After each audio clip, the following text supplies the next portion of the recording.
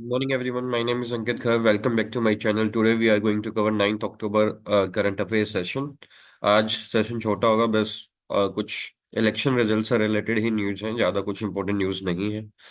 So BJP keeps Haryana and NC led alliance backs Jammu and Kashmir. इसके बारे में डिटेल में डिस्कशन दिया हुआ है तो अपन कर लेंगे एक बार. आरजी कर सीनियर डॉक्टर्स ने रिजाइन किया है in support of the protesting medicos. इसके बारे में डिस्कशन करेंगे. Upper stage of rocket returns to earth after 7 years ISRO. इसके बारे में डिस्कशन कर लेंगे अपन. और Hopfield and Hinton machine learning pioneers win Nobel prize in physics. इसके बारे में डिस्कशन करेंगे. तो let's start with the day. So इस पर्टिकुलर उसमें BJP keeps Haryana. Basically overall scenario क्या है कि हरियाणा के अंदर जो सरप्राइजिंग है सबके लिए, बिकॉज जो भी एग्जिट पोल्स बोल रहे थे एंड बाकी सारी चीजें बोल रही थी उसके सिचुएशन जो है फ्लिप हुई है, टर्न अराउंड हुई है.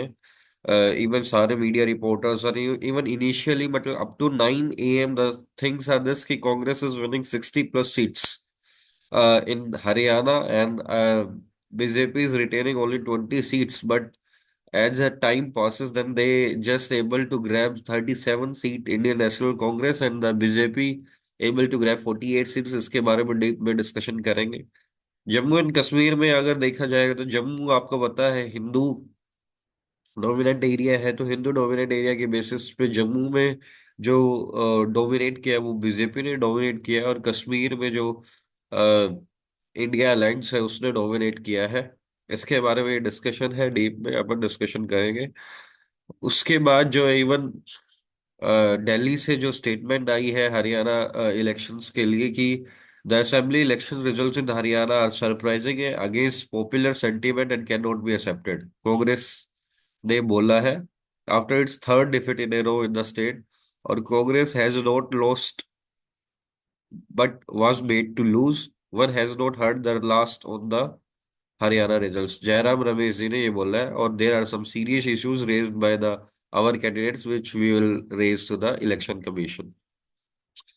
सो ओवरऑल सिचुएशन ये है. एंड इसमें जम्मू एंड कश्मीर के प्रोबेबल चीफ मिनिस्टर जो होंगे ओमर अब्दुल्ला, क्योंकि इनकी पार्टी ने डोमिनेट किया है 49 सीट्स में से. शायद 43 सीट्स इन्होंने ली है. 42 सीट्स इन्होंने ली है या. और सिर्फ इंडियन नेशनल कांग्रेस के 6 ही सीट आई है. और बस इसके अलायंस के बेसिस पे 49 सीट्स होगी, मेजोरिटी आ गई तो ये सरकार बनाएंगे अभी. हरियाणा में ये के इतिहास में ये पहली बार हुआ है कि एक पार्टी लगातार 3 बार जो है पावर में आई है. सो अब थोड़ा सा इनका डिटेल डिस्कशन है कैसे regional wise vote share percentage increase हुआ. Just for the knowledge, Haryana में क्या था कि बीजेपी को लास्ट 2019 इलेक्शन में 40 सीट्स मिली थी और इस बार 48 सीट्स मिली है. पिछली बार अलायंस के साथ जेजेपी के साथ इन्होंने सरकार बनाई थी और इस बार जो है 8 सीट्स लेके एक्स्ट्रा खुद ही मेजोरिटी सेल्फ मेजोरिटी अचीव की है. और उसके बाद जो है finally they are going to make government. And let's see who is going to be the face of CM, either Anil Viz or either Naib Singh Saini itself or either any other prominent leader from the BJP fraternity. Vote share भी इनका increase हुआ. 36.5% vote share था जो 2019 में था इनका. And अभी 39.9% share achieve किया है. कांग्रेस ने भी अपना 11 वोट शेयर बढ़ाया है, 39.1% में. बट जो सीट्स है वो 37 ही रही, पहले 31 आई थी. बाकी जो वहाँ की रीजनल पार्टीज है लाइक इनेलो है, जननायक जनता पार्टी है जिसके साथ बीजेपी ने लास्ट टाइम अलायंस किया था और वो बनाई थी, उनका वोट शेयर 21% से 7% पे ही आ गया. ओवरऑल चीजें यही चल रही थी कि बट बीजेपी ने हर जगह अच्छा काम किया है. बेसिकली सोशल इंजीनियरिंग यानी नॉन जाट से सपोर्ट मिला है, leaders among them. And Jat versus non Jat कर दिया था इन्होंने. तो इसमें एज सच रीजन वाइज और एरिया वाइज भी डिस्कशन करेंगे. तो उसमें ओवरऑल वोट शेयर के परसेंटेजेस ऐसे थे. Results in Jammu and Kashmir were two faced. वो दो फेस के थे बिकॉज जम्मू में तो कंप्लीट डोमिनेंसी जो है बीजेपी ने दिखाई है. बीजेपी ने 29 सीट्स रिटेन 29 सीट्स अचीव की है जम्मू के अंदर, और इंडिया ब्लॉक ने सिर्फ 4 सीट ही विन की है। वो भी जो रिजर्व थी शेड्यूल्ड ट्राइब्स के लिए। लेकिन कश्मीर वैली में उल्टा है। कश्मीर वैली में BJP could not able to open any is its account. And जो इंडियन डेमोक्रेसी है वो 47 में से 41 सीट्स है, और पीडीपी ने 3 सीट्स जीती है, और 6 सीट्स आपको पता है इंडियन नेशनल कांग्रेस ने विन किया है। तो ओवरऑल 49 सीट्स की इनके दोनों के पास 90-90 वो थे, सीट्स थी असेंबली की। उसमें से 49 के हिसाब से इंडिया ब्लॉक ने यहाँ पे मेजोरिटी की है, और यहाँ पे 48 इंडिपेंडेंटली बीजेपी ने किए हैं। बीजेपी का वोट शेयर बढ़ा है इसमें। बीजेपी ने बोला है कि successful and peaceful organization of election is itself is a winning of democracy and constitution. Urban power rules consolidation help BJP stay of Congress threat. इसमें डीप में चीजें डिसाइड की हुई है। 2019 में अगर आप देखोगे तो जो बीजेपी का शेयर है ये बीजेपी का शेयर था मैप में, अगर आप देख पा रहे हो। एंड कांग्रेस का शेयर जो ये ब्लू वाला है, बाकी जेजेपी है। तो बीजेपी प्लस जेजेपी ने मिलकर अलायंस बनाया था 2019 में। और 2024 में जो शेयर है कांग्रेस का शेयर सिग्निफिकेंटली इंप्रूव हुआ, बट बीजेपी ने भी अपनी स्ट्रॉन्ग फुटहोल्ड और नंबर ऑफ सीट्स में काफी इंप्रूवमेंट किया है। जो जो सीट्स वोन है, बीजेपी ने 48 है, आईएनसी ने 37 है। आपका कोई खाता नहीं खुला है। जननायक जनता पार्टी की 10 की 10 लूज हुई है। बीजेपी की 8 बड़ी है, कांग्रेस की 6 बड़ी है, इनेलो की 2 बड़ी है, पिछली बार एक ही थी, और अदर्स जो इंडिपेंडेंट है वो 3 है। जो ये वाला एरिया है, अब इसमें वोट शेयर में डिस्कशन करेंगे। बीजेपी और कांग्रेस का वोट शेयर जो है नेक टू नेक है, 39.9% एंड 39.3%। और आपने 1.8% किया है, और जे जननायक जनता पार्टी और आईएनएलडी प्लस, ये 7% वोट शेयर है। ये बीजेपी, ये कांग्रेस के साथ होता अगर ये इनके साथ मर्ज हो जाते, बट ये रीजनल पार्टी है, ये नहीं होता। ये होना मुश्किल था, बट आपके साथ उनके अलायंसेस चल रहे थे। Still they will able to conquer something. Region wise vote share करेंगे तो नॉर्थ हरियाणा में जो वोट शेयर है वो बीजेपी ने साउथ हरियाणा में टॉप किया है, और इंडियन नेशनल कांग्रेस ने वेस्ट हरियाणा में टॉप किया है। अदर्स की सिचुएशन तो डिस्कशन के लायक नहीं है। रीजन वाइज सीट शेयर करेंगे तो साउथ हरियाणा में बीजेपी डोमिनेट किया है, कांग्रेस ने डोमिनेट किया है northern Haryana and west Haryana में। बट यस, इस हरियाणा में भी डोमिनेशन बीजेपी का है, जो कि उनको मोर ग्रैब सीट्स मिली है। फिर अर्बन रूरल वोट में BJP manage to retain its vote share across all areas while the Congress gain 12 to 14% vote share in rural areas. So overall जो है बीजेपी का तो हर जगह अच्छे परफॉर्मेंस है, कांग्रेस का सिर्फ रूरल एरियाज में इंक्रीज हुआ, और अर्बन एरिया में कांग्रेस की परफॉर्मेंस काफी पुअर है। तो उसके बाद जो शेड्यूल्ड कास्ट के लिए, जनरल के लिए 39.1% शेयर था, इंडियन नेशनल में 38.3, रिजर्व फॉर एससी है 44-44।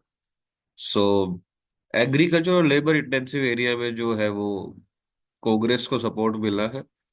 और ये बाईपोलर ज्यादा था, दो पार्टीज के बीच में था, ट्रायंगुलर तो बहुत कम था। इंडिया ब्लॉक की वैली में, कश्मीर वैली में Jammu prefers the BJP. BJP का आप देख सकते हो कि ओवरऑल रिजल्ट ये रहा। इंडिया अलायंस में 49, बीजेपी के 29, पीडीपी के 3, इंडिया का 7, और ये 2। इसमें आपका खाता खुल गया है। थर्ड इंडिया ब्लॉक को 37.1% वोट शेयर मिले हैं, बीजेपी को 26% वोट शेयर मिले हैं, पीडीपी को 9% में। लेकिन कश्मीर के अंदर जो बीजेपी है वो 2.2 वोट से परसेंट वोट शेयर पे है, लेकिन जम्मू में 45.2%। जम्मू में तो they retain their space and they able to increase their seat as well. Hindu majority area में बीजेपी ने डोमिनेट किया है, और मुस्लिम मेजोरिटी एरिया में इंडिया ब्लॉक ने डोमिनेट किया है। 2020, 14 एंड 24 के अंदर, 14 के अंदर 10 साल पहले इलेक्शन हुए थे, इंडिया ब्लॉक की 37% थी कश्मीर के अंदर, अब 83% है। लेकिन बीजेपी जीरो था, और आज भी जीरो ही है। Sheet share basically. और ये जो है 46 सीट्स का। 2014 और 2024 में जो है जम्मू में बीजेपी 67.6% थी, इस बार 67.4% है सीट शेयर के अंदर। अब टेक्सटाइल इंडस्ट्री के बारे में बात करते हैं कि भाई textile industry struggling to perform better. अभी आपको पता है ये लगभग 153 बिलियन डॉलर जो है 2021 में कंट्रीब्यूट करती है एस्टिमेटेड टेक्सटाइल और अपैरल इंडस्ट्री।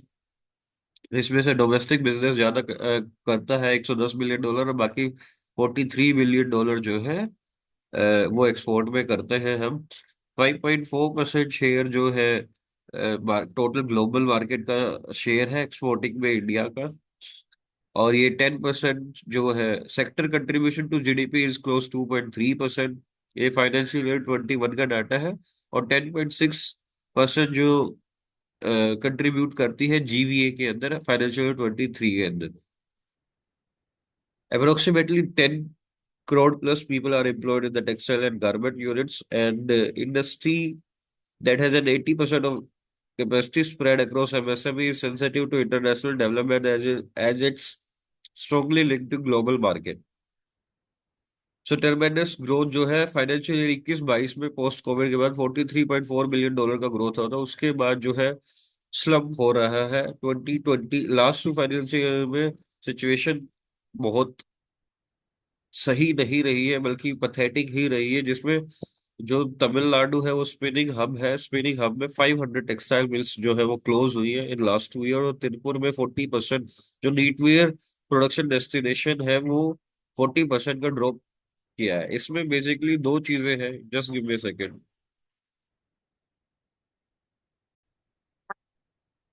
तो एक्सपोर्ट स्लम, क्योंकि एक्सपोर्ट स्लम के दो रीजन थे, जिसमें रॉ मटेरियल कॉस्ट बढ़ गई है, उसके बाद अपनी इंपोर्ट ड्यूटी लगती है इंडिया की कॉटन जो के ऊपर जो एक्सपेंसिव बन जाती है। इवन मैनमेड फाइबर्स भी एक्सपेंसिव बन गए, इसके चक्कर में हम कंपेटिटिव नहीं रह जाते। तो इस तरह की पॉलिसीज के चक्कर में we are lagging behind. And फिर जो है डिमांड्स भी स्लम्प हुई है because of the setup, because of the geopolitical situation around the globe. So अभी जो है इसके अंदर इन्वेस्टमेंट है $100 बिलियन का एक्सपेक्टेड है by 2030, so that they can able to meet the target of $350 billion की कंट्रीब्यूशन में। और लेबर जो है constitutionally 10% of the production cost in the textile sector. The average daily wage जो 550 पर स्किल्ड वर्कर को मिलते हैं और अनस्किल्ड वर्कर को 450 मिलते हैं पर डे के। तो मेन तो पॉलिसीज इशू है, और ई कॉमर्स पे डायरेक्टली मैन्युफैक्चरर रिलेट हो जाते हैं, तो इस करके है होम टेक्सटाइल में with most startups entering the space. Overall this is it. So policies में थोड़े से चेंजेस के साथ में new technology and efficiency in the production value and reduce their wastage, and embedding the new technologies will lead to us growing this industry। RG करके senior doctors ने protest किया है। उन्होंने जितने भी सीनियर डॉक्टर्स हैं लगभग 50% ने रिजाइन कर दिया है, जो कि सीनियर डॉक्टर्स है। बट उन्होंने बोला है कि हम इमीडिएटली अपनी सर्विसेज नहीं ले रहे हैं, अभी हम सर्विसेज या ट्रीटमेंट करते रहेंगे। हॉपफील्ड और इंटन को मशीन लर्निंग पायनियर में ग्लोबल नोबेल प्राइज मिला है इन प्रोजेक्ट्स। बेसिकली क्या है कि सेम ही चीज royal Swedish academics of sciences announced on Tuesday. So इनको मिला है for foundational discoveries and inventions that enable machine learning with artificial neural networks. Artificial neural networks क्या है? While many areas of research have used machine learning models and artificial neural networks to process the data, these terms have entered the households thanks to the explosion of Chat AI and Chat GPT। इसके अंदर क्या है कि ये इन्होंने human teaching foundation of machines that can learn without human teaching, मतलब machine जो है बिना ह्यूमन टीचिंग के एएनएन के मॉडल के बेसिस पे अपने आप ही खुद लर्न कर सके, उस मॉडल पे काम किया था। ANN are collections of neuron or more broadly nodes capable of processing data connected in a specific way. A connection between the two neurons allows information to flow between them. In a recurrent neural network, information can flow both ways. इस particular field के अंदर इन्होंने वो किया है। आगे page में continue ये है कि इन्होंने डिस्कशन किया, और 1982 के अंदर ये क्वेश्चन था कि आर्टिफिशियल न्यूरल नेटवर्क्स में कैसे मशीन लर्निंग जो है अपने मशीन विदाउट ह्यूमन टीचिंग के बेसिस पे अपने आप लर्न कर सकती है, और बोथ वेज ट्रांसमिशन हो सकता है मैसेज का।